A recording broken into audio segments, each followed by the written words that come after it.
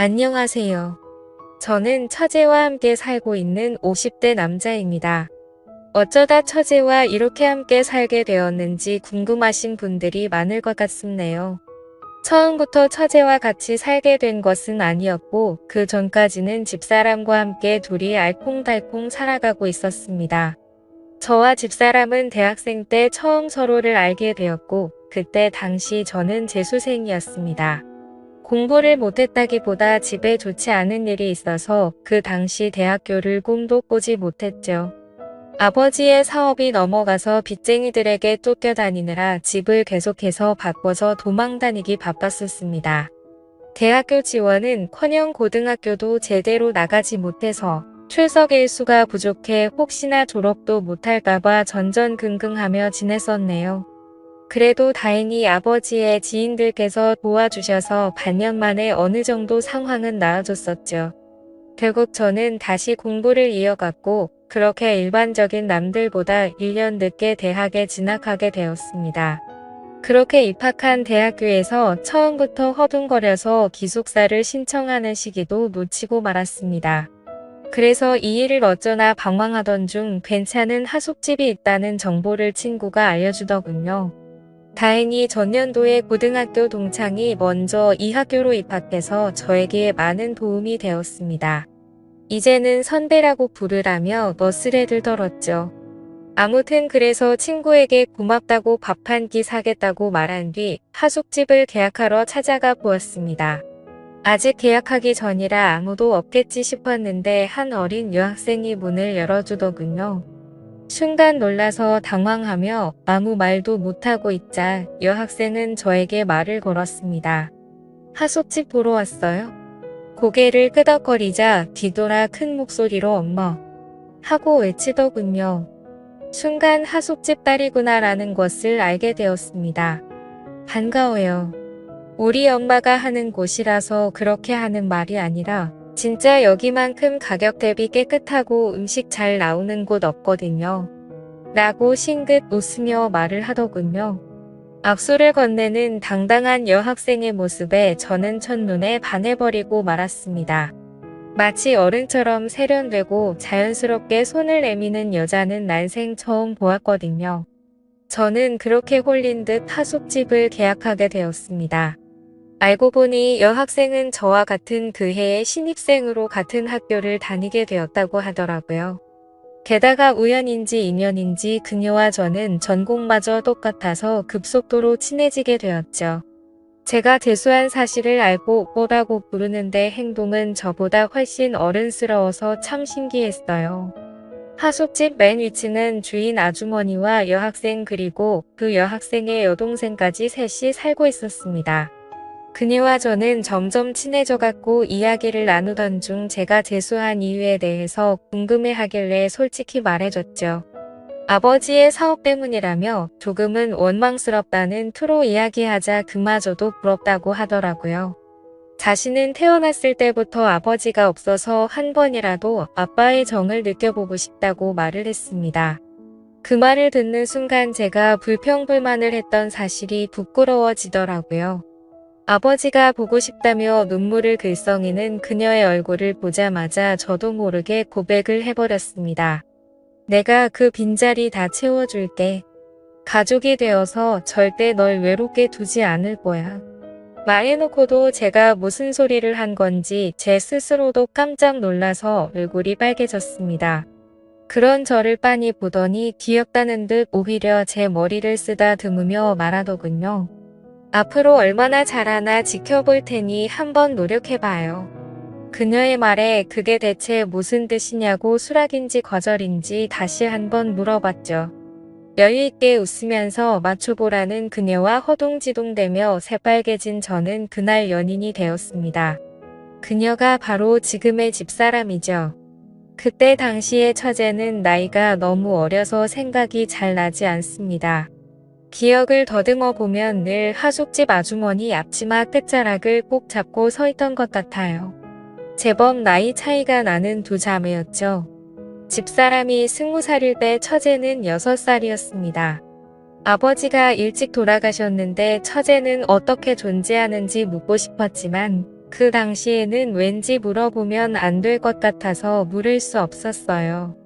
장모님께서 잠시 만나셨던 남자에게서 생긴 아이라는 건 나중에 알게 된 사실이었습니다. 그러나 처제가 태어날 때쯤 이미 헤어지고 연락이 되지 않아서 장모님께서 혼자 키우셨다고 하더군요. 그런 처제에게 저는 오빠이자 삼촌 그리고 아버지 같은 사람이었습니다. 두 자매는 아버지 없이 살아와서 그런지 무척정에 목말라 있었어요. 그래서인지 저를 참 잘 따랐습니다. 저도 그런 그녀들을 보면 안쓰러워서 한없이 잘해주고 싶더라고요. 아무튼 1년 동안 예쁜 사랑을 키워가던 중 저는 대학 1학년을 마친 후 군대를 가게 되었습니다.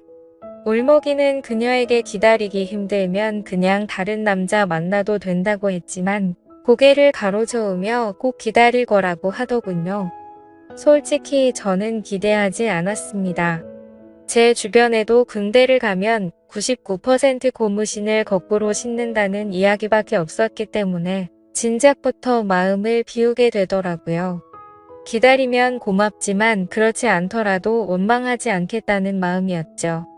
그래서 첫 번째 휴가를 나왔을 때 그녀에게 연락이 오지 않았어도 조금은 서운할 뿐 그럴 수 있다고 생각했습니다.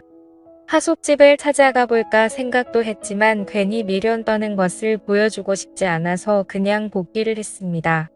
두 번째 휴가를 나왔을 때에도 깜깜무소식이었습니다. 저는 그래서 이제 아예 끝났구나 싶었죠. 그러던 어느 날 부대로 누군가 면회를 왔다고 하는 것입니다. 혹시 그녀일까 싶어서 서둘러 갔더니 그곳에는 전혀 예상치 못했던 여자가 앉아 있었습니다. 바로 장모님이었죠. 왜 여기에 혼자 오셨냐고 물으니 펑펑 울면서 자기 딸 좀 말려달라고 하는 것입니다. 그래서 저는 영문도 모른 채 어리둥절할 뿐이었죠. 정황상 제가 차인 건데 대체 뭘 말려달라는 건지 모르겠다고 하자 제 가슴을 치시며 화를 내셨습니다. 너 때문에 내 딸이 임신했다고.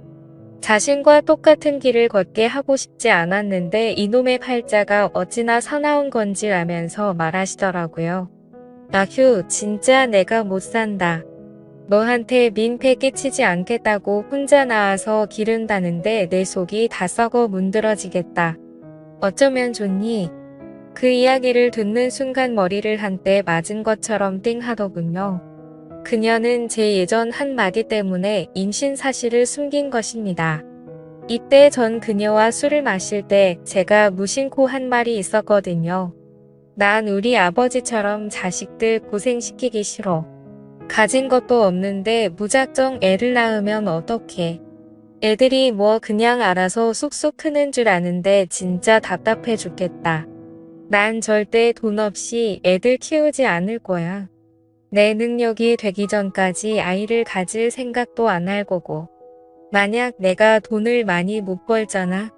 난 그럼 아이를 갖지 않을 거야.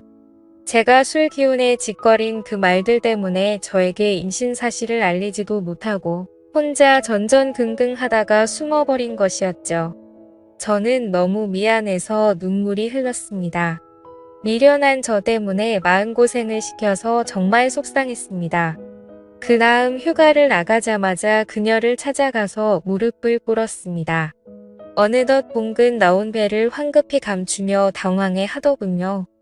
너에게 불안감을 줘서 너무 미안해. 우리 결혼하자. 지금처럼 마음 아픈 일 한평생 없도록 노력할게. 정말 잘할게. 제 고백에 그녀는 아무 대답도 않고 가만히 눈을 감고 서 있다가 고개를 끄덕였습니다. 그렇게 저는 아빠가 되었고 남편이 되었습니다. 저희 부모님은 저를 크게 혼을 낼 줄 알았는데 기왕 이렇게 된 거 어떻게 하냐며 남자답게 책임지라고 하시더군요. 다행히 반대하는 사람 없이 행복하게 우리는 결혼할 수 있었습니다. 군인일 때 결혼식을 올리고 조금은 애매해서 제대를 한 후 진행하기로 했습니다. 집사람도 배가 점점 불러와서 차라리 아이를 낳고 웨딩드레스를 입고 싶다며 그때 가서 식을 올리는 게 좋다고 하더군요. 휴가 나온 날 혼인신고를 미리 하러 동사무소에 가는데 참 기분이 싱숭생숭했습니다. 내가 유부남이라니. 곧 우리를 쏙 닮은 아이가 생긴다니 정말 믿겨지지 않았죠. 무사히 출산을 하고 휴가 때마다 커가는 아이의 모습을 보며 혼자 육아를 담당하는 집사람에게 참 미안하고 고마웠습니다. 장모님도 많이 도와주셔서 다행이라고 생각이 들었어요. 이제 막 초등학교에 올라간 처제는 마치 자신의 동생이 생긴 것 같다며 좋아했죠. 언니이자 이모가 된 처제는 어린 나이에도 스스로 나서서 분유도 먹이고 기저귀도 갈아주는 등 그 나이 때의 아이들과 달리 기특한 모습을 보였습니다. 제대 후 우리 둘 다 아직 학생의 신분이라서 졸업 전까지 장모님네 하숙집에서 신세를 지기로 했어요. 대신 제 방은 예전 그 하숙생들의 방이 아닌 맨 위층 집사람의 방에서 같이 지낼 수 있었습니다. 변변찮은 신혼집 하나 마련하지 못해서 미안하다며 취직하자마자 제일 먼저 집을 마련하자고 집사람과 굳게 다짐했습니다. 전 그렇게 졸업을 하고 취직을 했습니다. 처음엔 작은 원룸을 얻어 월세부터 시작했어요. 그 뒤로는 알뜰살뜰 저축을 해서 투룸으로 옮겼고 몇 년 후에는 전세금을 모을 수 있었습니다. 만약 서울이면 엄두도 못 냈을 텐데 지방 도시라서 그나마 가능했던 것 같네요. 그렇게 알콩달콩 살아가고 있을 무렵 불행의 시작을 알리는 전화벨이 울렸습니다. 웬만하면 근무 시간에 전화를 잘하지 않는 집사람인데 대체 무슨 일이지 싶어서 전화를 받았습니다. 아내는 울먹이는 목소리로 장모님께서 쓰러지셨다고 하는 것입니다. 지금 구급차로 이동 중인데 너무 무섭다며 와줄 수 있냐고 하더군요. 저는 곧바로 병원으로 달려갔습니다. 그곳에서는 우리 딸과 처제를 부둥켜 안고 울고 있는 집사람이 있었죠. 그날 그렇게 허망하게 장모님께서는 갑작스러운 심근경색으로 세상을 떠나셨습니다. 몇 명 오지 않는 장례식에서 집사람은 숨 넘어가듯 울다가 몇 번이나 혼절했는지 모릅니다. 아버지 없이 자라서 20대의 어머니까지 잃는 슬픔은 감히 제가 헤아리지 못할 정도였죠. 안타까운 그 모습을 보며 저는 우리 집사람과 우리 딸 그리고 처제까지 내 손으로 지켜야 한다고 결심했습니다. 이후 집사람도 결심한 듯 자신도 일을 하겠다고 하더군요. 4명의 식구가 먹고 살려면 할 수 없다면서 말이죠. 처제도 일찍부터 철이 들어서 학교를 마치고 집에 와서 딸을 봐주겠다고 했습니다. 집사람은 대학교를 겨우 졸업했지만 임신과 출산을 하느라 학점이 그리 좋지 못했고 졸업 후 취업활동도 없었기 때문에 평범한 회사에 들어가긴 무리였습니다. 하는 수 없이 다른 일을 알아보게 되었죠. 마트 계산원부터 식당 서빙 주방 참모까지 말 그대로 닥치는 대로 일을 하더군요. 그렇게 흘러간 세월이 벌써 30년입니다. 그 사이 많은 변화가 있었죠. 우리 딸은 무럭무럭 바르게 자라서 심지가 곧고 바른 청년을 만나 결혼을 하게 되었습니다. 특이한 점이 있다면 사위가 우리나라 사람이 아닌 것이었죠. 딸은 한국에 잠시 놀러온 독일 청년을 만나 사랑에 빠졌고 그렇게 둘은 결혼을 하게 된 것입니다. 그래서 현재 딸은 독일에서 사위와 거주하고 있고 1년에 한 번씩 한국에 놀러 오고 있고요. 처제도 결혼을 하긴 했었습니다. 직장 동료와 만나서 결혼을 했는데 생각보다 결혼 생활이 순탄치는 않았던 것 같았습니다. 자주 싸우고 우리 집에 와서 자고 가는 날이 많길래 집사람과 저는 늘 처제를 걱정했습니다. 대체 무엇 때문에 그리 싸우냐고 물어봐도 걱정하지 말라며 그냥 사랑 싸움이라고 웃고 넘기는데 어떻게 그럴 수 있나요? 딸 같은 마음으로 자꾸 신경이 쓰였습니다. 그러던 어느 날 아내가 심각한 표정으로 제게 말하더군요. 아내가 아무 생각 없이 화장실을 열었는데 그 안에 처제가 샤워를 하고 있었답니다. 그런데 아내는 자신의 눈을 의심했다고 하더라고요. 황급히 몸을 감추는 처제의 팔을 잡아서 자세히 살펴봤는데 팔다리를 제외한 복부와 등에 온통 시퍼런 멍자국이 가득했답니다. 알고 보니 술만 마시면 상습적으로 손을 올리는 인간 같지 않은 놈이었던 거죠. 저는 순간 눈이 돌아서 그놈을 잡아야겠다며 달려나가려 했지만 집사람과 처제가 저를 말리더군요. 그렇게 감정적으로 하면 똑같은 사람이 된다며 말이죠. 그래서 하는 수 없이 그러진 못하고 아내와 함께 처제가 살던 집으로 향했습니다. 술을 마시고 골아떨어져 있는 그놈을 뒤로하고 처제의 옷과 짐들을 대충 싸서 들고 나왔습니다. 변호사 비용은 얼마든지 대줄 테니 지금 당장 방원 가서 진단서를 떼고 이혼할 준비를 하라고 했습니다. 그렇게 그날 이후 처제는 이혼을 준비하게 되었던 거죠. 처제에게 왜 진작 이혼하지 않고 있었냐 물어보니 이혼하면 갈 곳이 없는데 어릴 적 신세를 졌었던 우리 집에 또다시 신세를 지고 싶지 않았다고 합니다. 미안해서 차마 그럴 수 없다고 하더군요. 무슨 소리냐며 우린 가족이니 절대 그런 걸로 기죽지 말고 불편하게 생각하지 말라고 다독였습니다. 그렇게 처제의 이혼은 마무리되었고 우리 셋은 한 집에 살게 되었네요. 그놈과 헤어지기 전부터 마음고생이 심했는지 갈수록 말라가는 처제가 안쓰러웠습니다. 같이 살게 되었으니 맛있는 음식도 넉넉히 먹이며 건강을 되찾게 하고 싶었습니다. 그런데 자꾸 식욕이 없다며 음식을 잘 먹지도 않더군요. 워낙 어릴 적부터 소화를 잘 못 시켰던 처제라서 스트레스 때문에 그런가 보다 생각을 했습니다. 그러던 어느 날 화장실만 갔다 하면 남몰래 구토를 하는 모습을 보게 되었고 사태의 심각성을 깨닫게 되었습니다.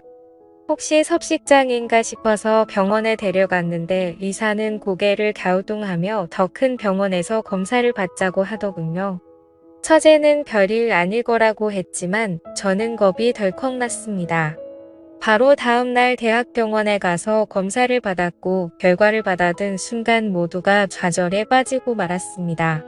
처제는 위암 말기였던 거죠. 왜 진작 병원에 오지 않았냐는 의사의 말에 가족 모두 아무 말도 할 수 없었습니다. 다행히 암세포가 복강 안에만 퍼져서 수술이 가능하다고 하더군요. 먼저 항암 치료로 종양의 크기를 줄이고 수술을 진행한 뒤 다시 항암제를 투여하기로 했습니다. 남몰래 토하던 처제는 이제 하루에도 몇 번씩 구토를 하기 시작하더라고요.